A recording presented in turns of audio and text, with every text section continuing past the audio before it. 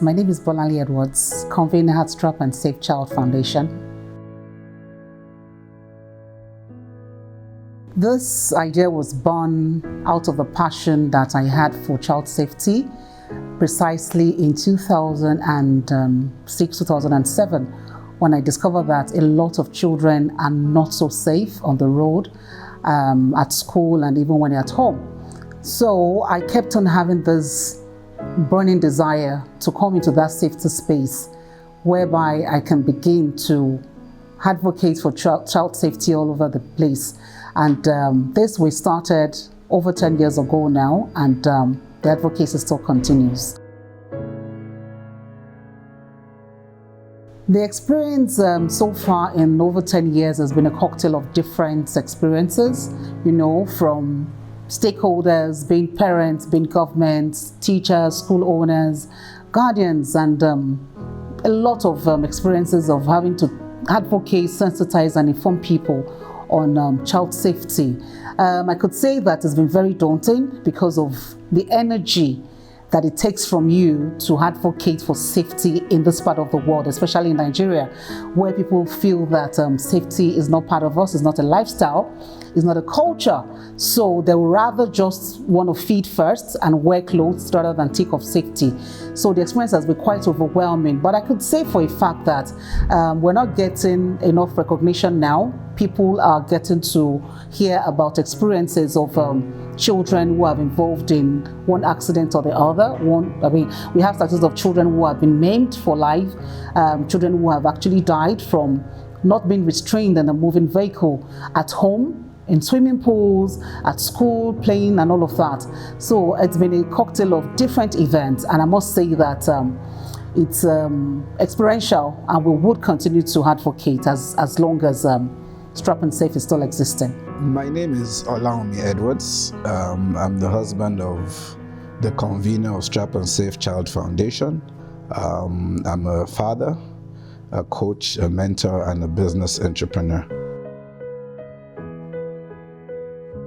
It has been a very good ride for me because I love challenges, and the challenges are paying off. When Strap and Safe first started, we needed to constitute a board, and so getting people who are close, who would buy into your vision, was a doing. Getting people who would volunteer for you was a doing. We had quite a lot of challenges, but at the end of the day, I think we give God the glory. It's not a walk in the park. It's difficult. Nigerians are very difficult people to deal with. I could give a scenario of a driver who is driving on the road, and you see a traffic light that is saying that you should stop, red, and is already honking and he can't wait to jump the light. We see this happen all of the time, and this is the same thing that prompted me to start off over 10 years ago, when I see children that are just moving unrestrained in the vehicle, and I would keep telling the parents, I would see myself flagging them down. I literally stop, block, flag down, and tell them that your child's head is actually out of the window. And they just be like, oh, sorry, and they just tell the child, yeah, go back. You see children being lapped in front, of the front seat. You see a driver, a father or a mother driving, and the child is on this lap. And you're wondering, how could any parent do that? These are things that continue to motivate us to say, you know what, we won't stop talking about this safety.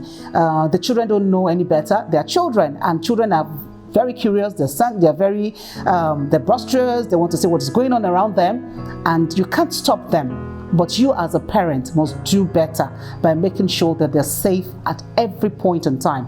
Either they're at home, they're on the road, or at school when they're playing. When you're fueled by passion, right, discouragement will come. Let's not say otherwise. But when passion drives you, you just keep going. Yes, were there times where it will be like, I'm not doing it again? Yes, they will come. But when you're fueled by passion, and that you're doing what you're doing, and it's your purpose, there's no challenge that you would not overcome. There's no mountain that you cannot climb, and there's no mountain that you cannot move, as long as you're fueled by passion. We started with the privates because, I mean, that is where we have our own children, and we started with you call them your immediate constituency. It was easier because you can reach out to people easily. My name is Mrs. Olayinka Alabi. I work for Smallville Montessori School.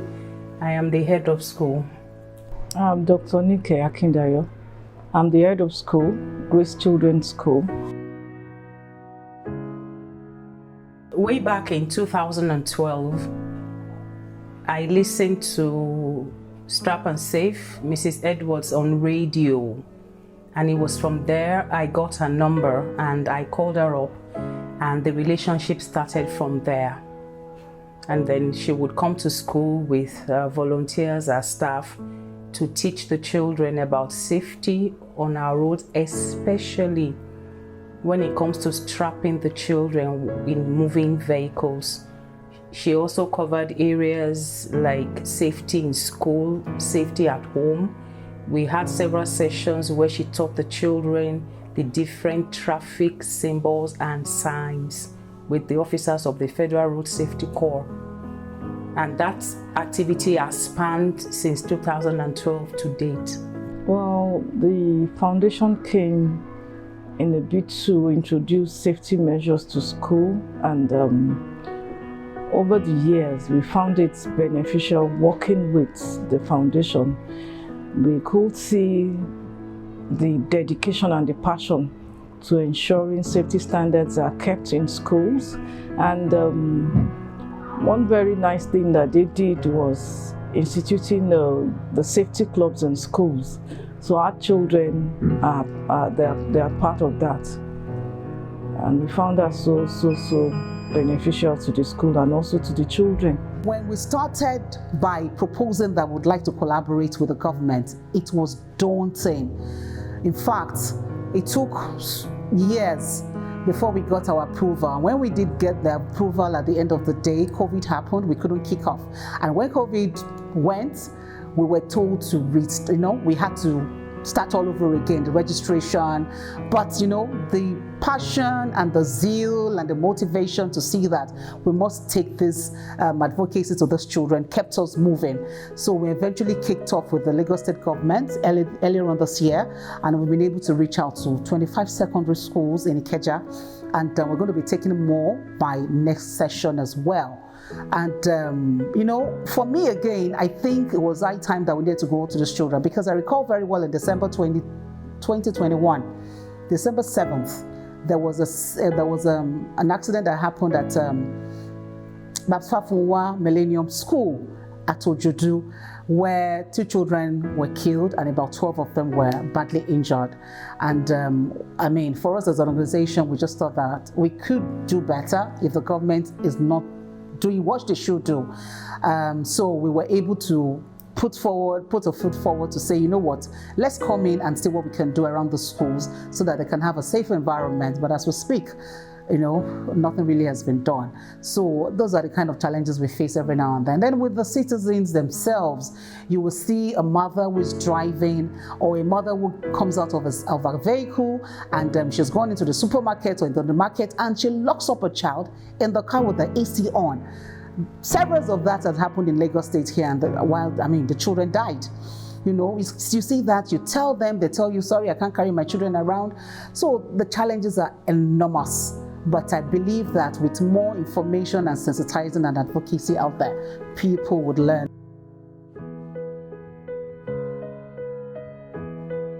In collaboration with our own subjects, personal safety, and what Strap and Save comes to do with us in school, it has increased the children's consciousness for safety, and a good number of our children are now restrained in their parents' vehicles to and from school, and we assume that is also being done when they go out to other places. There is a consciousness that children have to use seat belts in moving vehicles.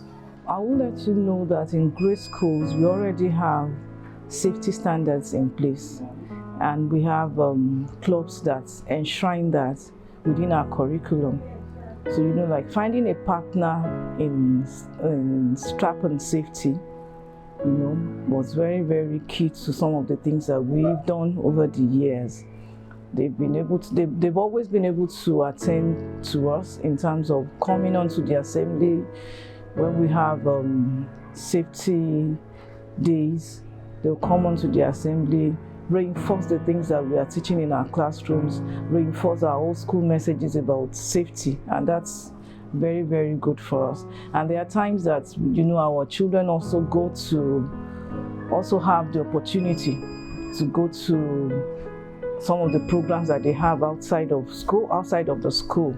You understand, mixing with other schools, seeing what's being done, and that's been very, very beneficial to us. Then I also remember that the foundation was able to also do a few programs for parents as well, and that was very, very good. The achievement is enormous. We have collaboration with the Federal Road Safety Commission, we have with the Lagos State Safety Commission, we have with the Ministry of Education, we have with the Quality Assurance, we have with the Road Safety Coalition of Nigeria, Arrive Alive, we have with Safety Beyond Borders, and we keep collaborating every now and then, both within and outside of Nigeria. And the best for me, I think, was when we started partnering with Lagos State. That for me, I think, was a feat. We're now able to take the advocacy to the larger children in public schools. So right now, we are informing and sensitizing in about 25 schools under Ikeja District 6, whereby we've been able to reach out to over 250,000 children, and on here I could say for a fact that over 1 million, because we find ourselves doing this on the radio, on the TV, and on newsletters. So for me, those are achievements that are very priceless. You can't put a price to them. The impact is almost palpable. It's something you can almost feel. Each time anyone passes by anything strap and safe, we have car stickers, we have their billboards around to say so children are crossing, vehicles should slow down. We have their t-shirts, we have the reflective jackets, we have baseball caps branded strap and safe.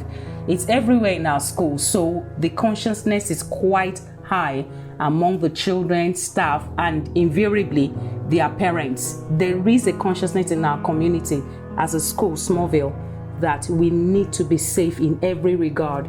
Apart from being restrained in moving vehicles, when it comes to handling sharp objects and all that, the children are quite conscious of the harm that comes when this is not obeyed.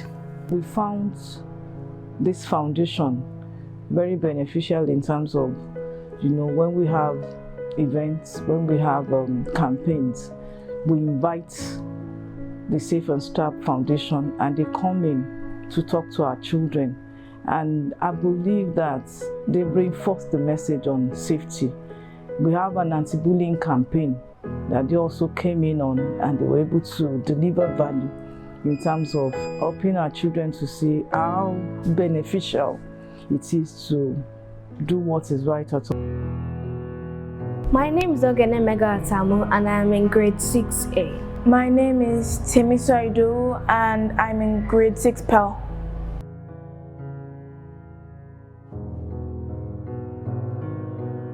Over the years, Sharp and Safe has been coming to our school assemblies, and I've picked up that I should always remember to strap myself in the seatbelt whenever I'm in a car, and also that until I am 12 years old, I'm not allowed to sit in the front seat of the car. And I also learned that whenever I'm playing at home, that I should play safely and I shouldn't play with any dangerous or sharp objects. We also learned about safety when playing or in the playground. So whenever you're playing maybe on the slides or on the swings, you shouldn't go up the slide because somebody might be coming down and they might hit you. And also when somebody is swinging, you shouldn't stay too close to them so that they don't hit you. I've actually learned a lot about the safety of when I'm in the car and when I'm at home. What I've learned about bullying is a horrible action that where one person insults someone or physically hurts them to feel better about themselves or just for the fun of it. If there's a way for you to physically intervene, then yes, do it. But if you are too weak to do it or too scared of it, then go to another adult and report it and let that adult handle the rest. We have safety at home, on the road, and at school. So we've been teaching we started by teaching children safety on the road as pedestrian and as children in the moving vehicle. Then we now move to zonal. They're coming from home, they're going to go on the road, and from road they go to school. So for the school, we have been to over 40 schools right now, both private and secondary schools in Lagos State. And I can tell you for free that we have cut across so many topics, ranging from emotional safety to bullying to cybersecurity and safety. In fact, during COVID, we were having webinars back to back every month, teaching one safety or the other, talking about children not talking to strangers and all of that. So for bullying, for anti-bullying days, we actually go to school to celebrate that with them. Telling children that, you know what, if a child comes to school, a colleague of yours comes to school and that child is not safe around you, then we're talking about safety here. That child is at risk of coming to school because the child is coming there to bully that child. So we go to teach children that cyberbullying, physical bullying, emotional bullying, all of those things are also part of the things that we teach. And of course, fire safety is there. We have, in fact, our curriculum is very robust, very, very robust, I must say.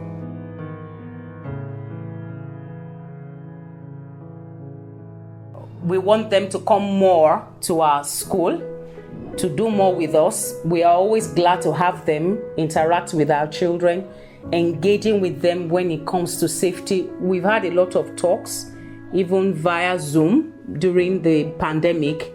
It's been an ongoing, fruitful relationship between the school, Smallville Montessori, and Strap and Save. I will say well done, thank you. It's not what they're doing is what is called a self-appointed task. Nobody is sending you on this errand. So if you fail, you fail for your conscience. There is still so much to be done. I look at what they do with private schools, and I realize that what about the public schools? That's the government schools. How much have we been able to impact them? And even when we talk about the private schools as well, there are still lots of ground to be covered. So don't give up. Don't feel why we're doing what we're doing, especially when you don't have too much support from people that show support to governments, individuals. Keep going, and we believe that the end result is to have a safety conscious society. The focus is to ensure that our children imbibe the safety culture. So please keep going on, don't give up. I believe that in time to come you will be justified that you are taking on this task. The next 10 years, the next 15 years, this foundation is needed and is still delivering value in our country. During my interaction with Mrs. Edward, I told her that they have to continue monitoring if they want to establish that safety culture in those students, and they want them to be safety conscious. Lagos State is trying their own best, they are doing it.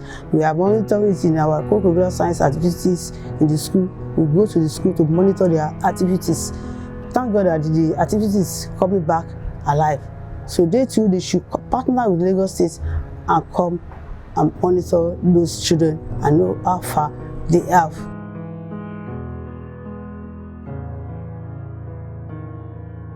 It is a job well done. It is a job that is still being done in a proper way. And we say a big thank you to Strap and Save, and congratulations from all of us in Smallville. Happy 10 years of volunteering in the area of safety, childcare in our country, because what you do to a child invariably goes around the community, goes around the country. congratulations from Smallville, and we look forward to another 10, 20, 30 more years of good impact in our society. Thank you very much for teaching us how to stay safe in our daily lives. Thank you for teaching me about bullying and how to stay safe. And thank you for also teaching me how to handle and help others who are going through bullying and help those who are bullies. My name is Atta Praise. I'm the Executive Assistant at Strap and Safe Child Foundation. I'm sharing a testimony of how I had a car accident when I was very little, due to the fact that I was not put in a car seat as a child. The knowledge of car seats, most Nigerians, they don't really have the knowledge of using car seat. They don't really see it as very important. So I was very little. I was coming back from the village. We went for a program, and then I insisted on sitting at the front with my mom, and she carried me. Everybody was strapped, but I was the only one that was not in a car seat or strapped. Then we had an accident, and I had a very big injury on my hand, which led to a serious surgery. This is the injury. This is just to reach out to all the parents and every adult. And while you're in a car, make sure your child is strapped safely in a car seat or strapped with your seat belt safely. Thank you.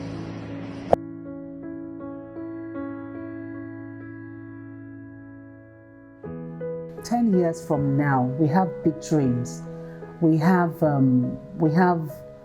dreams that are very surmountable if we have the support of people, friends and family, funders. We can get grants. We hope to take this out of Lagos. We want to go to other parts of Nigeria. We have 36 states right now, and we've only been able to do this advocacy in Lagos State alone. However, when we go on here, people listen, so we have also been able to reach out of even outside of Nigeria, because we have some collaboration that we do with some people in the UK and the Middle East as it is now, but we'd like to do more. So in another 10 years, I see Strap and Save growing in leaps and bounds. We've been able to have more children. Maybe we would have been able to hit about 5 million, of talking to children. And of course, linking and, the sustainable goal for 2030, we're actually keying into that sustainable goal that says that children should be safe and the health of a child and well-being is very safe. That's in number 2 of the sustainable goal. So we are keying into that, and we want a totally zero level of child mortality in Nigeria and even beyond Nigeria. And of course, we're also looking at the United Nations Decade of Action, whereby we've had another 10 years to making sure that Nigeria has been able to reduce fatality on our roads to about 50%, and Strap and Save is not going to be found wanting in this area. These are the parts of the things we would like to do in the next 10 years. And I really hope that by then we would have all ambassadors that we've been teaching from Cradle, who are now old enough, married, and they're now coming back to tell us that, you know what, I'm replicating what you've taught us. Okay, sincerely, in 10 years, I see us doing less work, because the fact that our advocacy would have paid off. Because right now we want to see a nation that works. We want to see a society that works. So for me, 10 years from now, I would see us doing advocacy, but doing more of philanthropic work, to support birthing other NGOs who are also in this field or in this space. So for me, in 10 years, it's going to be just absolute bliss for us. We're talking about carers, guardians, parents, school owners, governments. All of us must come together. This thing can't be done. They said it takes a village to raise a child. You can't do this by ourselves. We need the collaboration of everyone. And that's why even in this safety corridor, we always have, people we collaborate with. We can't do it by ourselves. There are times that they call us from the north and we are not there physically, but we have people we can send there to say, okay, talk on behalf of Strap and Save. So we need to do better. Parents need to do better. I keep saying it to parents all the time, even at PT, is that your children only have few hours at school with their teachers. Best of the time is spent at home. How do you spend the time with your children? You can give them the best school, you can give them the best education, you can pay the highest school fees, but if that child is not in a safe environment, if that child does not feel the safe around you or around the environment where the child lives, then we need to do more. Our mantra at Strap and Save is better safe than sorry.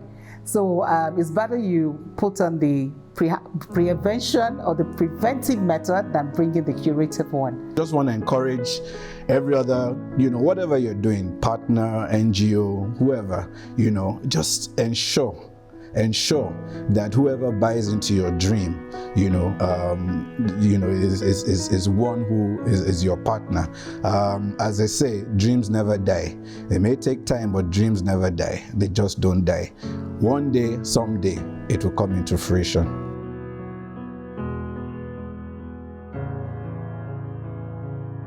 So I want to thank all our sponsors.